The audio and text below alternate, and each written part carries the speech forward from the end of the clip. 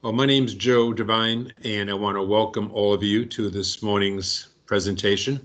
The Tech Collective is so happy to be hosting today's conversation. We've pivoted all of our programming, as you can imagine, from in-person to virtual, and in a lot of ways, this has allowed us to bring in some amazing speakers like we're going to hear today, who we typically may not have been able to have in person, although maybe today we could have when you hear where they're from. But our steering committees at Tech Collective spend a lot of time focusing on trying to bring in the best content and speakers, for their areas. And I have to say, on the Cybersecurity Steering Committee, we couldn't be happier with what they've been putting together. Every Tuesday is now Cybersecurity Tuesday for Tech Collective programming, so you should check our calendar of events to see what's upcoming. This particular presentation today from FireEye was made possible because one of our steering committee members, CISO Chris Hauser from Amica Insurance, had a relationship with the folks over at FireEye and made these connections for us. And we're really happy to be able to have folks from Mandiant joining us today. And so I just wanted to thank them for coming along. Wanted to thank Jason, who's on our call. He's the chair of our Cybersecurity Steering Committee. He helped pull this together as well. But today's speakers, Manny Jean-Georges, he leads the Boston-based Mandiant team, and he's a Rhode Island native. He's a 9-year veteran of Mandiant FireEye, with incident response and digital forensics being his primary areas of expertise. Josh Madeley is an experienced security professional, and he's been with Mandiant for over 4 years. During that time, Josh has led numerous large and complex intrusion responses, including nation-state adversaries and credit card breaches. So I am extremely excited to hear what we're going to hear today. So with that, let me turn it over to Manny and Josh. Hi, welcome everyone. Thank you, Joe. You're welcome. So today we'll be talking about ransomware, and our presentation is titled Ransomware Tales from the Trenches. As most of the information that we'll be talking about is derived from investigations that Mandiant FireEye has performed. Both Josh and I are part of the FireEye Mandiant incident response team, and pretty much all we do and breathe is incident response investigations. All right, so a quick disclosure as we move forward. Much of the information, as I mentioned, that we'll be speaking about throughout this presentation is derived from real investigations that we have performed, incident response investigations that Mandiant FireEye as a whole has performed, as well as some that Josh and I have performed personally and were personally involved in. For a number of reasons, primarily though to protect the identity of our customers, we do lump some things together or change some of the minor facts within the data and information that we're providing as we walk through some of the case studies and examples.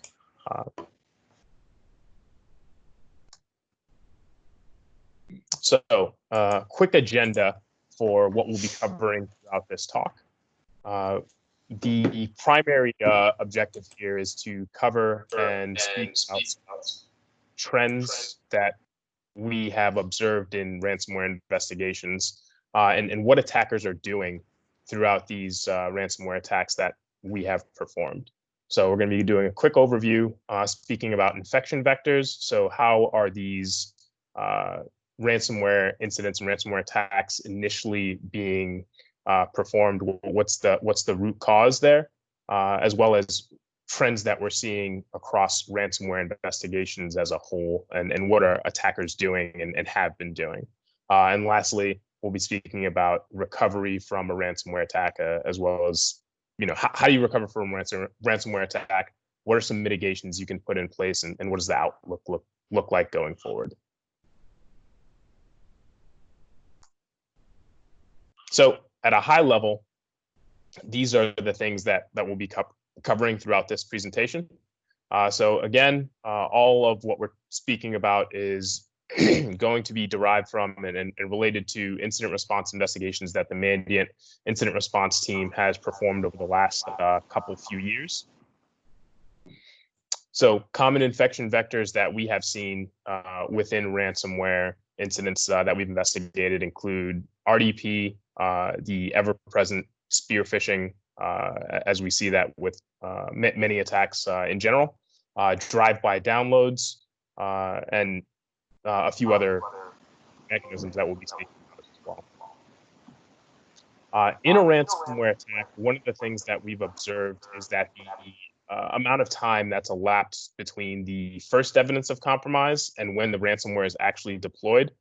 So, when the time between when the attacker gets in and when that ransomware is executed often varies, and we see that range between 0 days to about 9 months. So 299 days is the range that we see there. In most of the cases that we've worked, at least 3 days pass before ransomware ultimately ends up getting deployed or executed. So that's the case in about 75% of the investigations that we perform. In roughly the same number of investigations that we perform, we also noted that ransomware was executed outside of the normal business day. So outside of that 9 to 5 time range or 8 to 6 normal business working hours, that range. And we'll speak about why that's significant or what you might be able to infer from that in later slides. And lastly, but probably one of the most significant items I'd say here is the trend that we've been seeing as attackers have evolved to include data theft within these ransomware attacks. And again, going to speak about why that's significant and what we can kind of glean from that going forward in some later slides.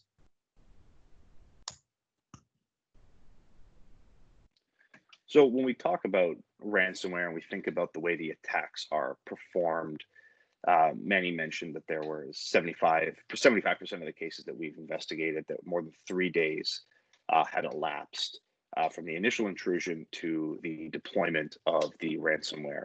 And a large part of that is because attackers have migrated their tactics from kind of a shotgun indiscriminate approach, where they will send thousands of phishing emails across the globe, and somebody clicks on it, and the successful phish would deploy an automated ransomware variant. And in 2015, 2016, and through to 2017, we saw a lot of organizations would have single computers get encrypted, and then we saw a slow shift to public file shares would be encrypted.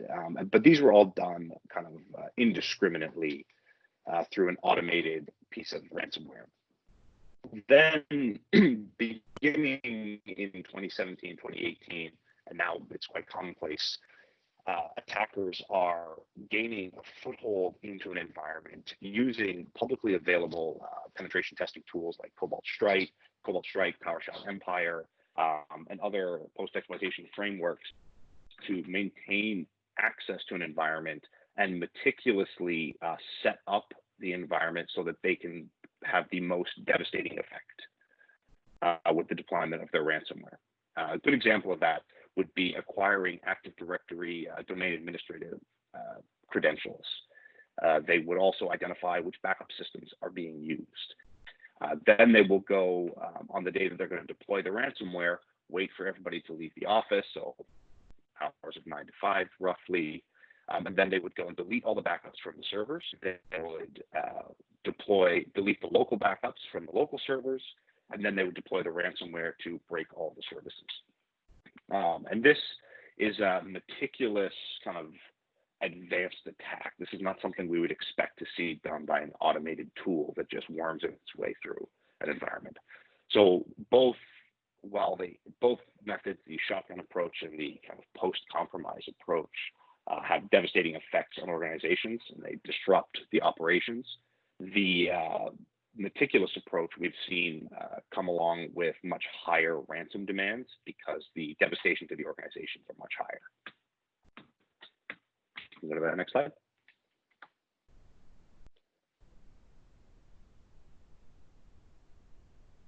All right. So as Josh alluded to and mentioned, ransomware can have a devastating effect on organizations where it is deployed and executed.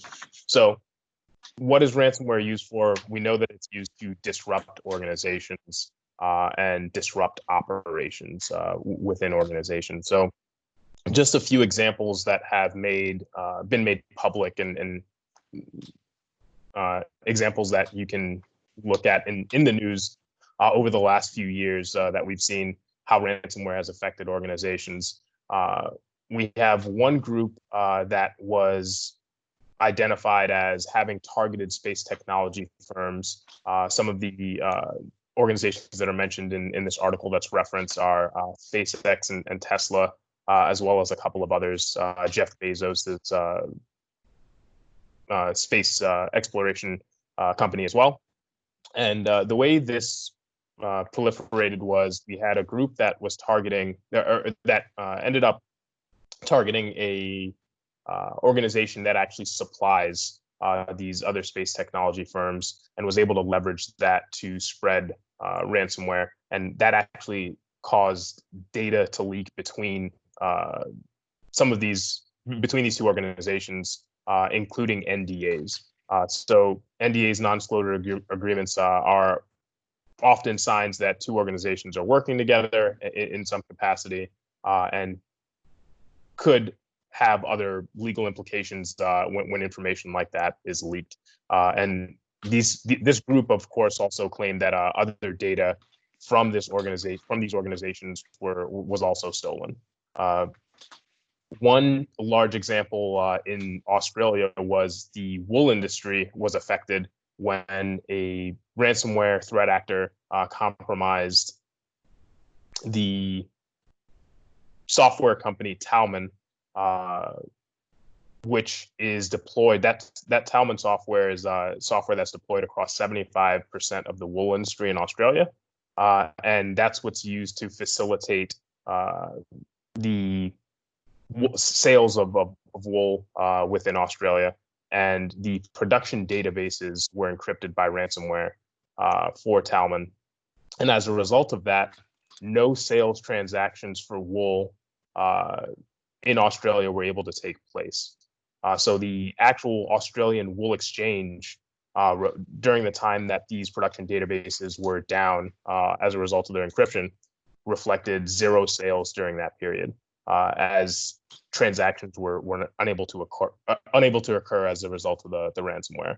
So here in the screenshot, you can actually see that the ransomware was targeting that Talman software process to terminate, so that the production databases could be encrypted.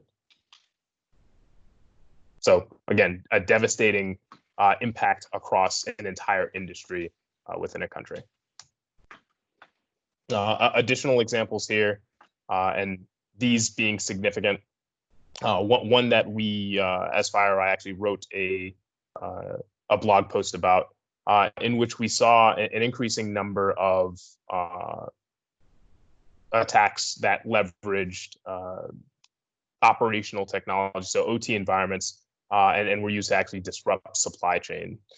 So one of the biggest examples of this is one that we saw that's actually referenced in this blog post as well, is Norsk Hydro, which is a renewable energy company that was affected by ransomware and effectively brought down their operational environment so that this company was unable to produce or effectively move forward with their actual production. So when I say production, I mean the computers that are used to do operational production and make things. Those computers were down as a result of the ransomware attack. So really left this organization, Norsk Hydro, in a position that they were unable to produce their product and effectively make money, right?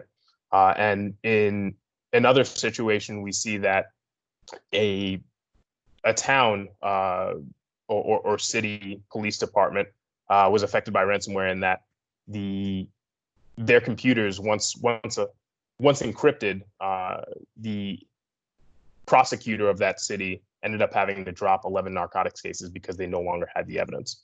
So again, continuing to see the impact of ransomware and how it can impact everything from organizations from an operational level to IT or to other real world scenarios, as we're seeing with these narcotic cases that had to be dropped, or in other evidence that we've seen. I'm sure a lot of people are familiar with the cities that have been impacted by ransomware, as well as hospitals and things like that. So real devastating effects outside of just IT organizations.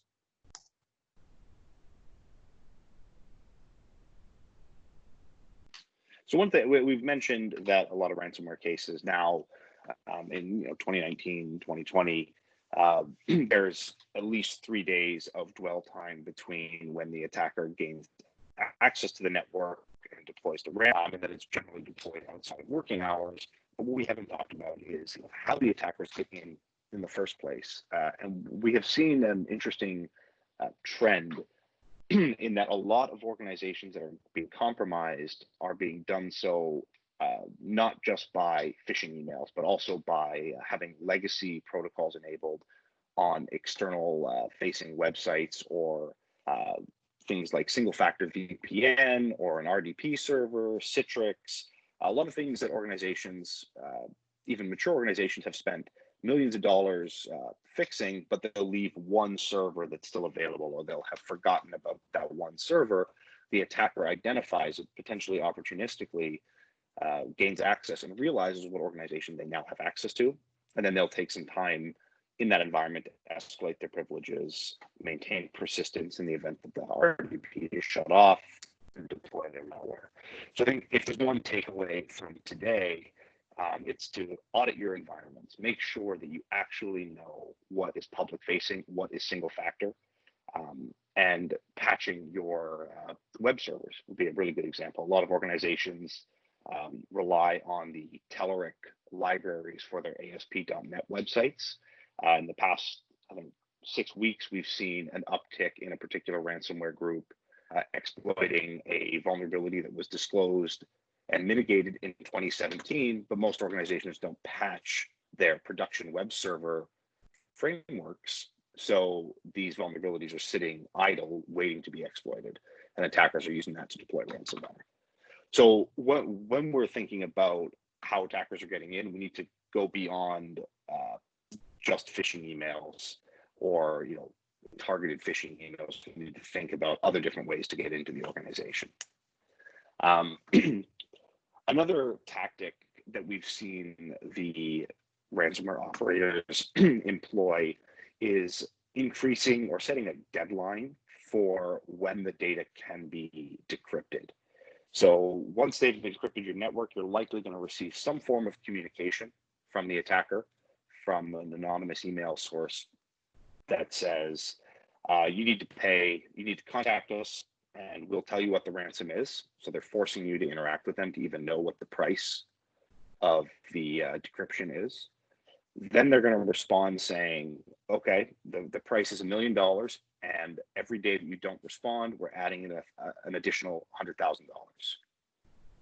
And if you don't respond within the next 10 days, we're deleting the encryption key, and then you'll never get your data back. They're also combining the ransomware with stealing data. So those 3 days that they're on the network, we've seen upwards of 500 gigabytes of data be stolen through various different mechanisms, and the attacker will provide a list of all the files that they stole, saying, if you don't pay the ransom, we're going to publicly list this information. We're going to put it for free on the dark web so that anybody can use it.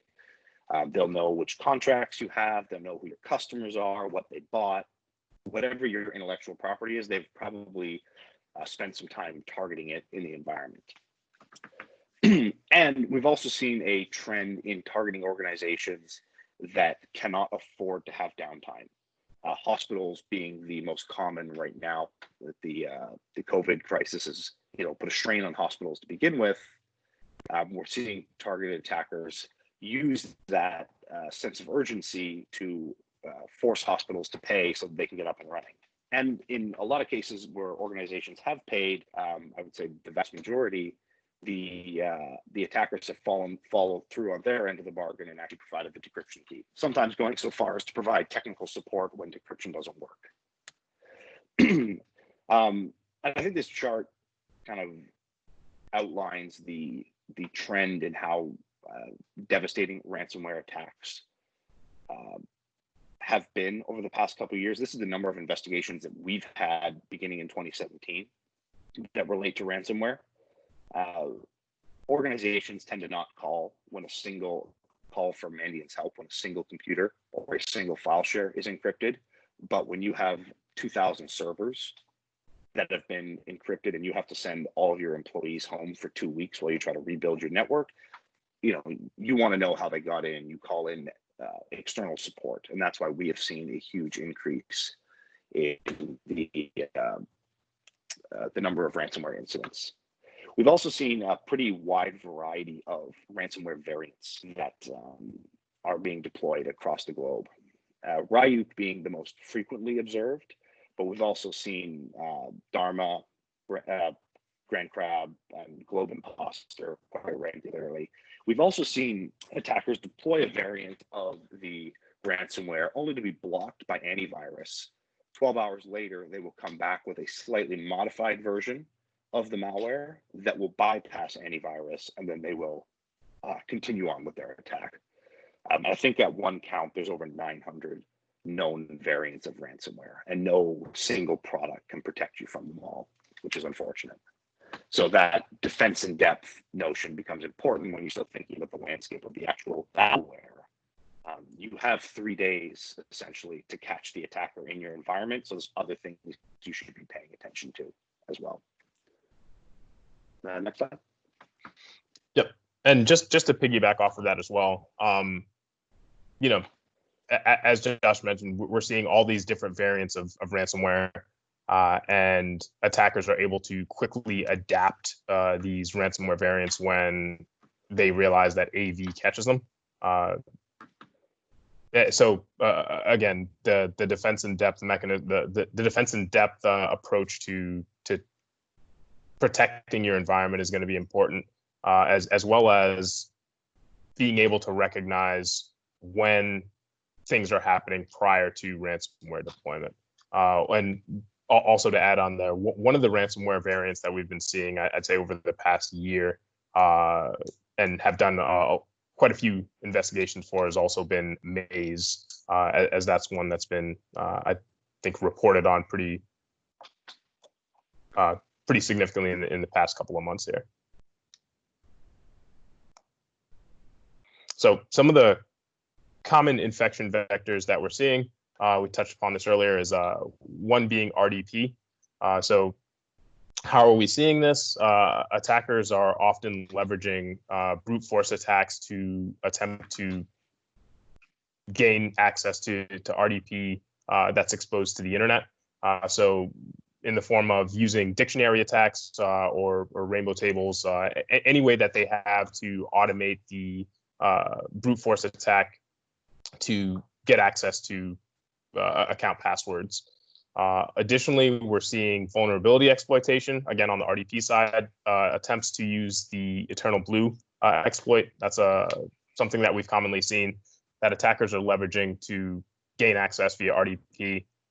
Weak credentials or default credentials that attackers are using, again, in not just RDP, but any internet-facing remote access mechanism. So RDP, but also Citrix environments and things like that, where attackers are able to, that's giving an attacker interactive access to a system that's exposed to the internet. Attackers are targeting these specifically to be able to get interactive access and move forward.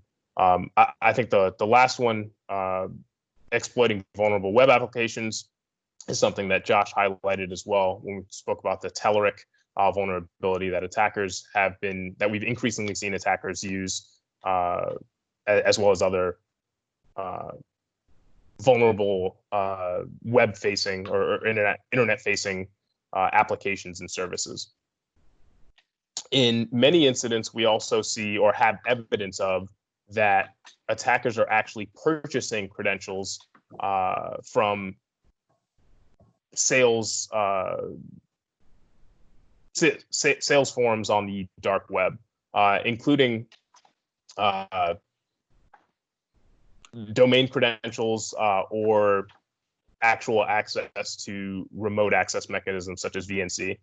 So an attacker might gain access to an environment, install VNC type software, remote access or remote control software within the victim environment, and then sell that access for a different organization, a different threat actor to then come in and move forward with a ransomware attack or any other attack.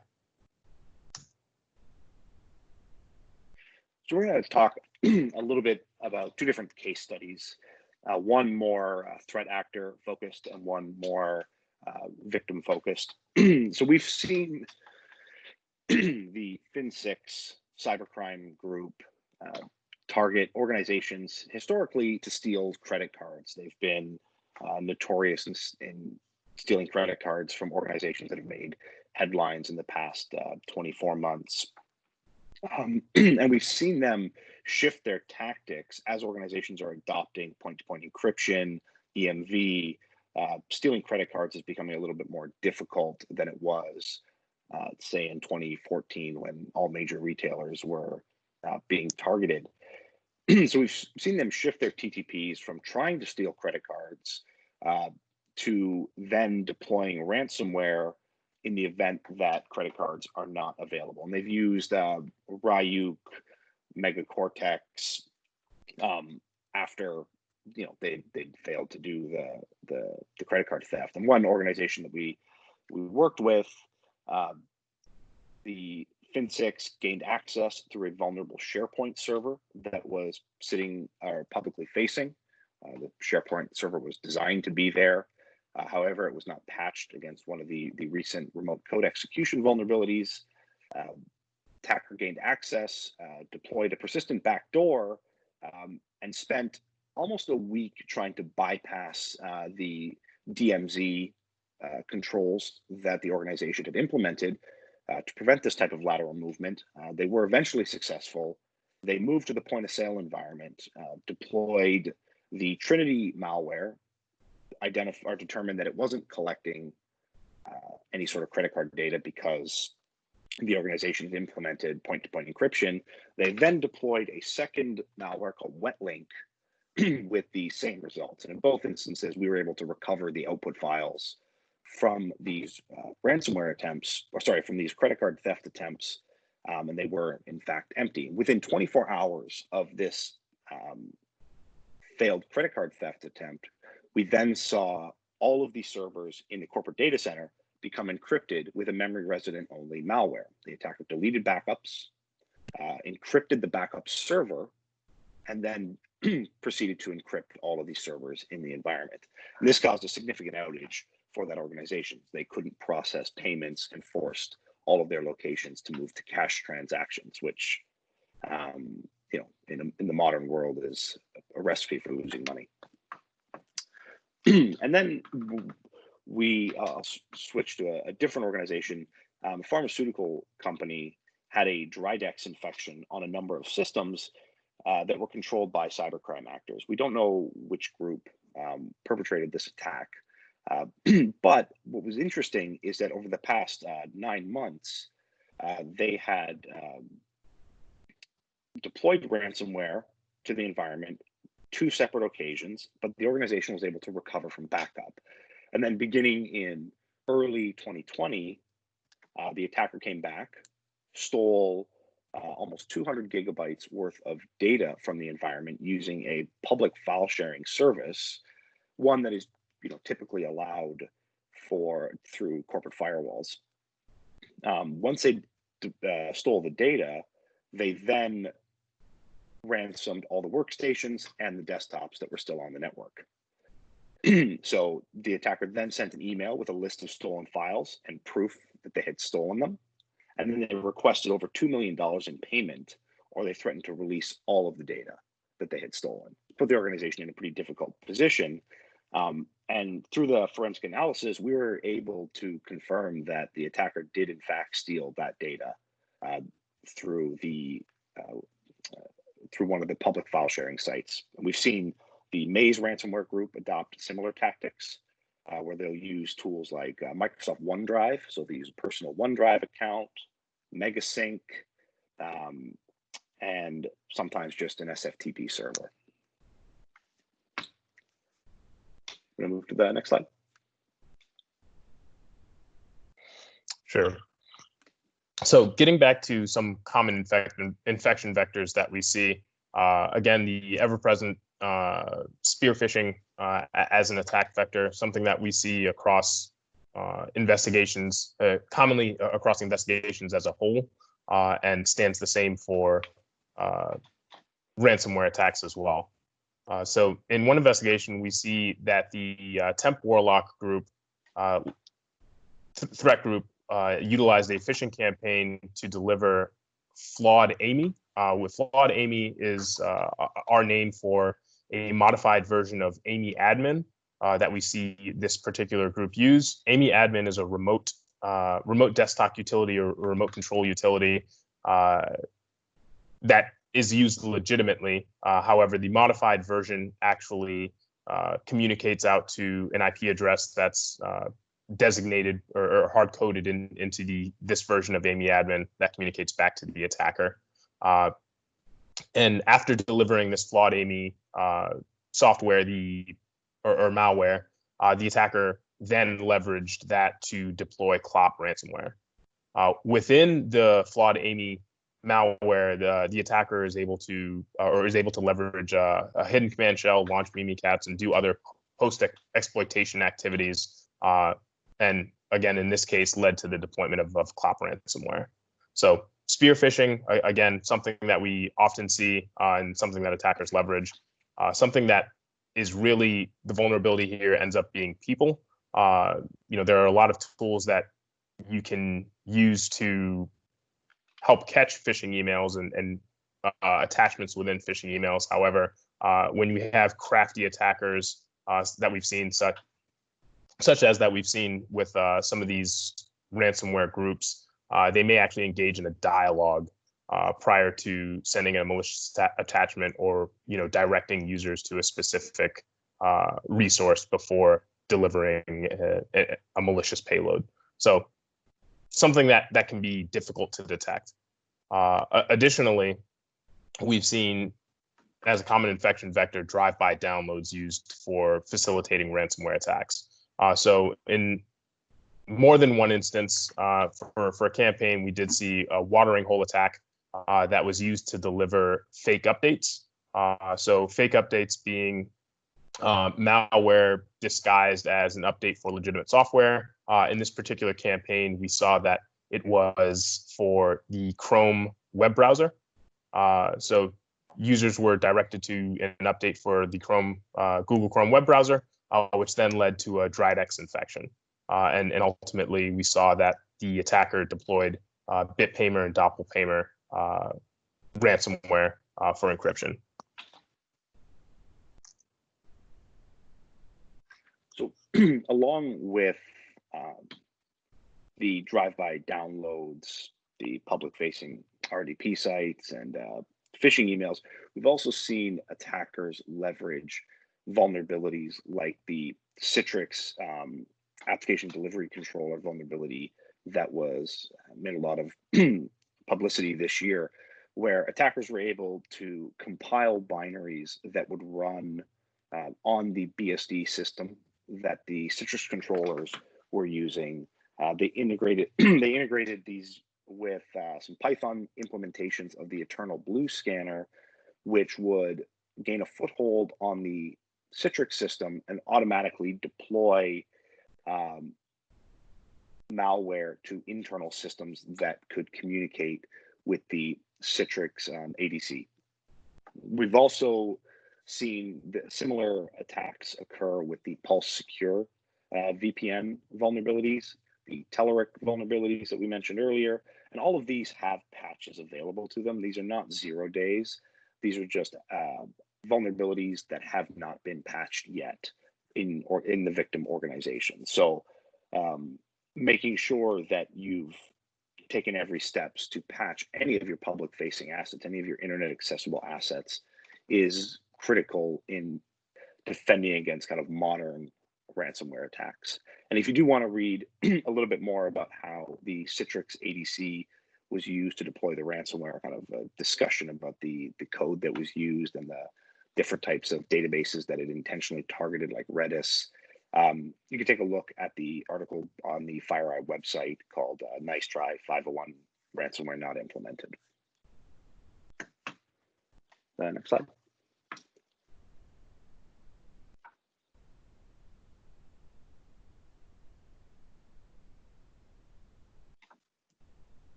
Manny, you there? So, yep, sorry about that. So the kind of the anatomy of a drive-by download that we referenced earlier regarding the fake updates and the Chrome web browser. To walk through that, again, mentioned that this was the result of a watering hole attack where users were redirected to a fake updates page for the Google Chrome web browser. So from standard web browsing and going through normal activities, the legitimate user browses to a website that they would during normal course of a day, and that website has actually been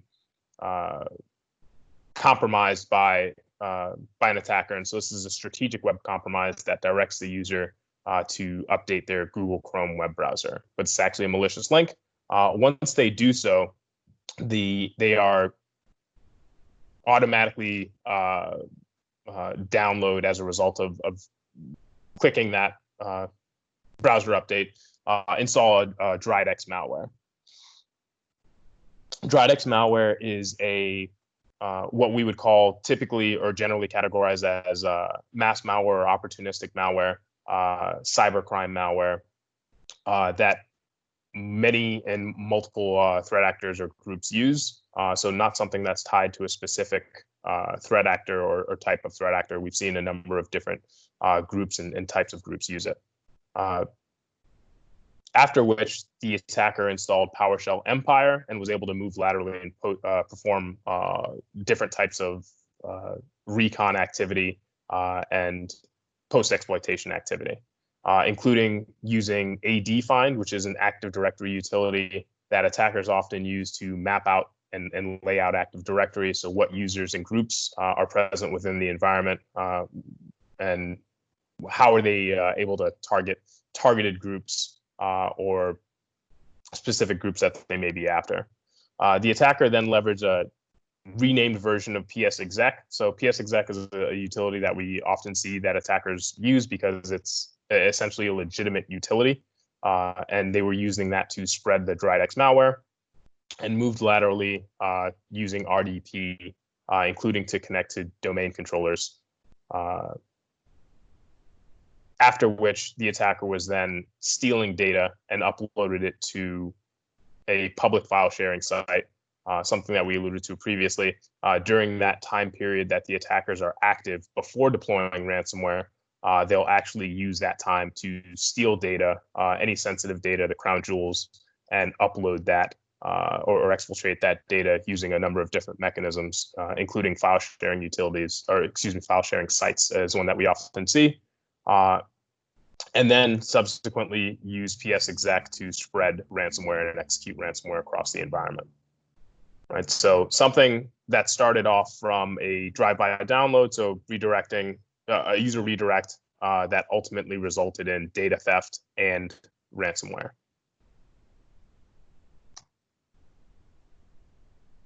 So one article that we have that actually specifically speaks about this is on our FireEye blog, Head Fake Tackling Disruptive Ransomware Attacks. Again, walks through in detail the anatomy of this drive-by download that resulted, not only drive-by download, but the resulting ransomware attack and investigation that ensued. So some of the later staged TTPs that we see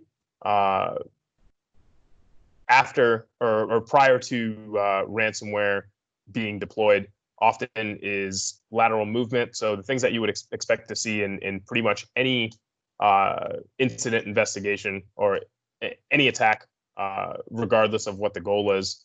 Lateral movement, so getting access to privileged accounts and moving to different systems that are going to expose credentials to an attacker. So whether that's a domain controller or a mail server, so a Microsoft Exchange server, for instance, or a file server that's going to have a large number of credentials that are exposed to that the attacker can expose and use and continue to move laterally and get access to what they're going for.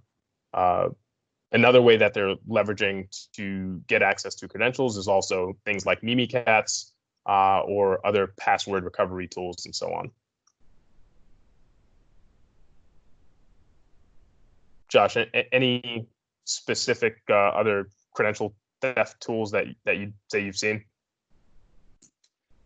No, actually, I think what is interesting about it is almost every attack has used publicly available tools that we would expect kind of penetration testers to be using.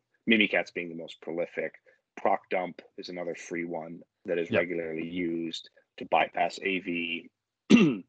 We have not seen ransomware operators use custom tooling for extracting credentials from memory. They've relied on open source security testing tools. Yep. And so part of that is that actually makes it, in some instances, difficult to attribute when they're using publicly available tools. As we mentioned in the last slide, AD-Find is one reconnaissance utility that they're using to map out Active Directory. And that's something that's publicly available and a free tool that is commonly actually used by legitimate administrators as well. And one thing that we often see is PSExec ends up being the mechanism that's used or tool that facilitates the mechanism that's used to spread the actual ransomware. So in a large number of investigations that we performed, we see that the attacker utilizes a script, creates a script to deploy the ransomware, and that script leverages PSExec to actually make the connection to a remote system and then install the ransomware.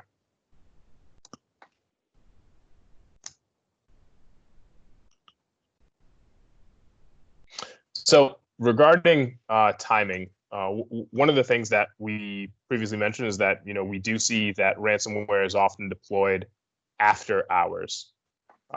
So it has almost seemed that the attackers are specifically waiting to deploy their ransomware until either after the business day or on the weekend, or at the end of the day on Friday, is something that I'd say anecdotally that we have seen very often. And as this graph shows, that we're seeing 49%, almost half of the investigations or ransomware incidents that we've observed occur after hours during the weekday. So meaning after 6 p.m. So we think that this is often the case because this allows the attackers to implement or deploy the ransomware at a time when most IT administrators aren't going to be working. So get that full effectiveness of getting as many systems encrypted as possible during that time where IT administrators aren't working. So to give a limited opportunity for recovery. So we also see that this also shows that threat actors are working during non-normal work hours or non-standard work hours from the Americas point of view. I think you could also map this to time zones that the attackers are working in that might be their normal working hours as well. I think another important thing to consider here is when the attackers do deploy the malware after working hours, the ability to detect the ransomware mid-deployment is drastically decreased when you don't have 500 users calling your help desk saying that there's an issue. They're not going to notice it till they try to log in, maybe Saturday afternoon when they're trying to get some work done, or worse, the following Monday morning, they won't notice it. And because of the serial nature that ransomware tends to be deployed with, a script that uses ps-exec, servers are kind of picked off in sequence. And we have seen a very small set of organizations detect that ransomware was being deployed, and they've just turned their servers off completely. They caused an outage, but it was one that they controlled.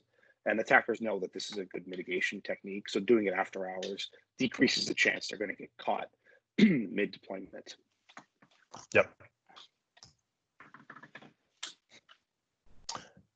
So the timing between, so basically how long the attackers are active within an environment before actually deploying ransomware. For the majority of incidents, we're seeing that we've mentioned that 3 days that is elapsing before ransomware is deployed. So as opposed to an attacker getting access and immediately deploying ransomware, there's typically that 3-day span where attackers are waiting before deploying that ransomware. So what are some of the reasons that we think that's what's elapsing during that time? As we mentioned, we're seeing that attackers are moving laterally, gaining privileged accounts, gaining credentials, but this is all we believe, to support the theft of data and sensitive data from the environment so that they can leverage that even after encrypting systems. So in about half of the incidents that we've investigated, we see that time is greater. So between 3 and 38 days, with a median time of about 21 days. So about 3 weeks that elapses before the ransomware actually deploys. We've also seen a loose correlation between the length of the dwell time to the size of the victim organization. So the bigger the organization is, the longer it takes for the attacker to figure out what they're doing in the environment. Yep. So if you have 700 subnets of servers, it's going to be, a more concerted effort from the attacker's perspective, and you have 900 domain controllers. It's going to be a bit harder than an organization that has one. Correct. And also the longer the time the attacker spends within the environment before deploying ransomware is also likely going to be indicative of the amount of data theft or amount of data that's being stolen from the environment. So the longer they're there, the more data that they're going to steal. So this chart just essentially gives a breakdown by the hours that we saw here. So after hours, another view of that. So when ransomware is actually being deployed, and you can see here in the blue that these are after hours deployments.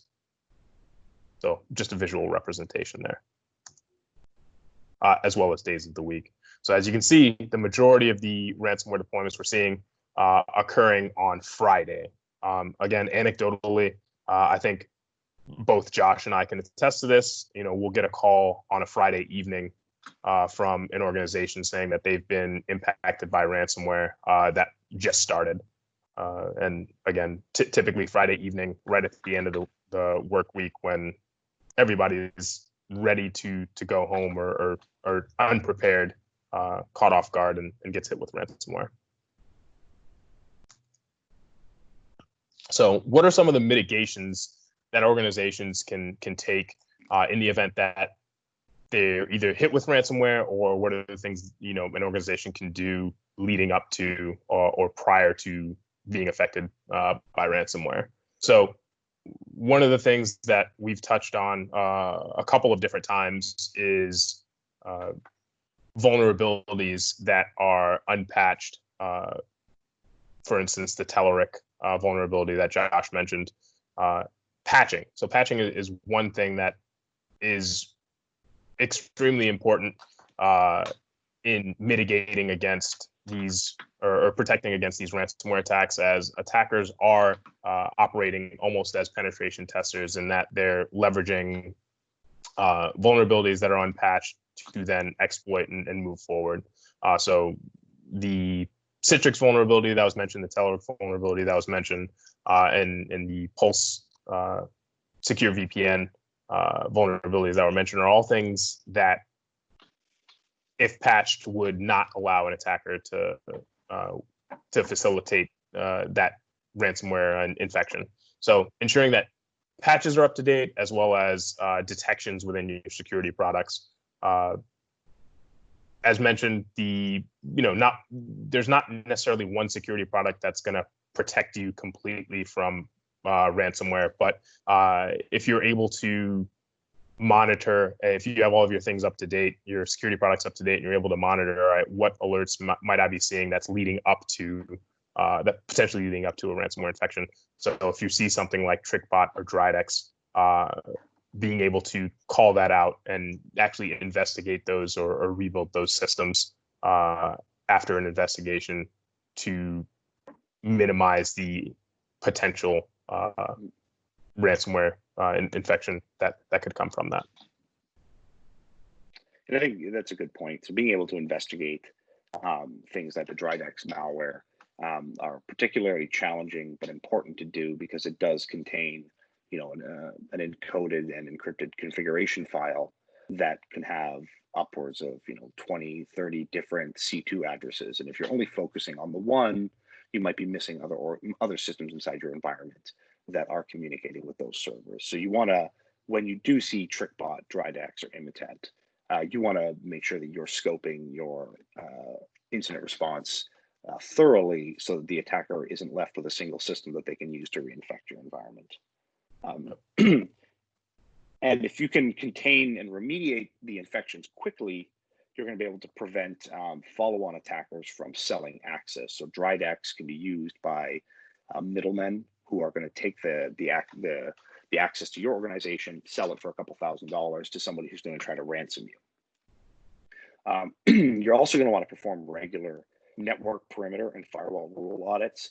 So knowing what your organization's internet-facing footprint is going to be critical in protecting it. It is mind-blowing, but the majority of organizations that I work with, their security teams tend to not know that there was a particular service exposed to the internet that they all know is vulnerable when you describe it to them, or they'll have a worse response is, yeah, we know it's there, but the business said we couldn't remove it, and now it's causing a business impact. So understanding and being able to quantify these risks is going to be critical. And then disabling RDP and other single factor protocols is going to be really useful. So forcing people to use a multi-factor VPN to access your network remotely is going to be better than having a Windows server with RDP exposed to the internet. And then disabling system or vulnerable protocols like SMB-v1 is going to prevent the use of tools like Eternal Blue from automatically deploying malware or harvesting credentials from vulnerable systems in your environment. It also gives you a chance to detect the exploitation of these vulnerabilities and try to disrupt the ransomware attack mid-process. And then I think the final mitigation technique that should be applied kind of unilaterally across all organizations is to enforce multi-factor authentication on every public-facing service without exception. You can all probably relate to that one service in your organization that you can't patch, or that you can't implement multi-factor on because it's too old, or the users might be a little too hesitant to add friction to their day-to-day work, but you can now weigh that against the friction caused by a company-wide outage that you can't recover from quickly. That paying the ransom may actually cost more than implementing the multi-factor authentication. And I would add that some things that organizations can do to prepare for things like ransomware attacks would be to perform tabletops. So you have an interactive session where you're essentially seeing how you would react to a ransomware incident or any type of other incident for that matter. So leveraging things like tabletop exercises to prepare and see gauge how well prepared you are for a ransomware attack, as well as doing things like having an incident response firm on retainer if you say have a small security group within your organization and you know that you would likely need to leverage outside help. Doing things like that and putting these things on paper can certainly have a huge help in limiting the impact of a ransomware attack if one should occur. And then one more tactical, I'd say, recommendation would be to, if you are mid ransomware attack or you have detected a ransomware attack, all of your corporate backups, I would say, disconnect them from the network, so that way the attacker is not able to target those and encrypt your backups as well. So what does ransomware look like going forward? We think it's going to continue. We believe that the negotiation is going to be a tactic that attackers are going to continue to use as they are extorting organizations that don't pay the ransom. So one of the things we mentioned is that, often within a ransomware note, you may not have a specific amount that's mentioned in there, but the attacker will give you a mechanism or a way to contact them, so you can actually negotiate what that price will be and what that deadline is going to be. So I think we're going to continue to see that, going to continue to see extortion moving on from ransomware attacks, either in the event that organizations don't pay, or even after they do pay for the decryption keys, extorting organizations so that data that was stolen during the incident is not released as well. And one thing I think that we're going to continue to see as well, that we've seen a couple of times, is organizations that have been hit with ransomware in the past, where they did actually pay the ransom, will continue to be targeted because that organization then has a reputation of paying that ransom, especially if the things that facilitated the ransomware attack initially were not addressed. So for things like single factor authentication, for instance, or unpatched vulnerabilities. So all things that we think are going to contribute to the increase in proliferation of ransomware, as well as the current state of things as they are with COVID and the stay-at-home working orders and the larger population of people who are just working from home in general. All right, I think we have a couple of minutes for questions as well. Have any from the group?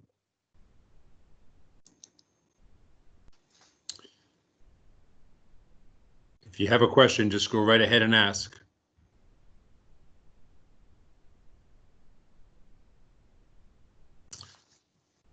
Well, I have a question. I was curious about negotiating, if you guys are have any specific advice. I know once this ransomware is in place, it almost sounded like you don't think you should pay the ransom, based on the last slide that said you're more likely to get hit again and once you have paid. But what do you tell people about that?